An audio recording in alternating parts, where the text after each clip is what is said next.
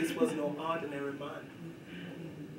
This was a zombie, a dopey man, a spook, a spectre, a phantom, a ghost. And Brother Woodpecker was up in the breadfruit tree, looking down, watching the darling, his love of his life, driving away in that car with a dopey man. And he began to hop from branch to branch. And he said, what can I do? What can I do? I'm just a little bird, but I love her with all my heart. I will fly behind the car, and if there's something that can be done, I will do it. And he began to fly behind the car. Meanwhile, inside the car, Sister Michelle was experiencing what I'm sure some of you have experienced on a first date.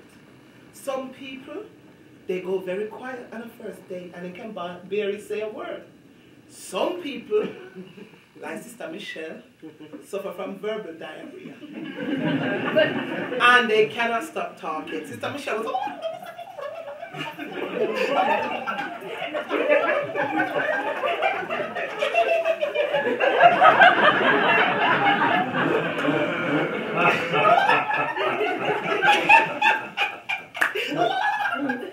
but the man wasn't responding to anything she said.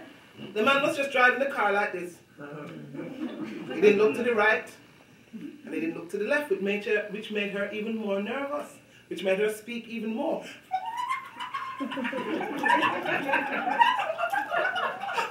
And then she saw one of her neighbors.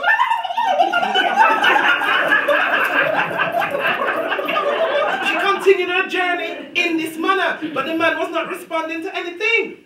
He wasn't turning to the right, and he wasn't turning to the left. He was just driving the car. And as he was driving the car, Michelle felt the car lurch to one side. She wound down the window and she looked outside. She saw one of the wheels had come off the car and was bouncing into the distance. She turned to the gentleman and she said, "Sir, you seem to have lost one of the wheels from your car." The man said, "I must drop them where I found them." And he looked at Michelle like this.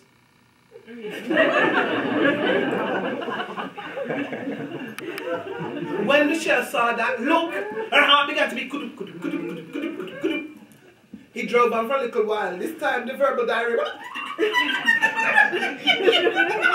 She felt the car lurch one more time. She wound down the window, she looked outside. Another car had another wheel had come off the car and was bouncing into the distance. She said, "Mr. Gentleman, you seem to have lost another wheel off your car." He said, "I must drop them where I found them." And he gave her that look again.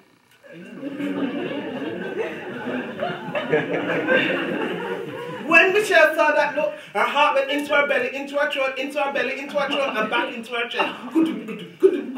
And then wheel number 3 and wheel number 4 came off the car, and the car came to a complete scraping standstill.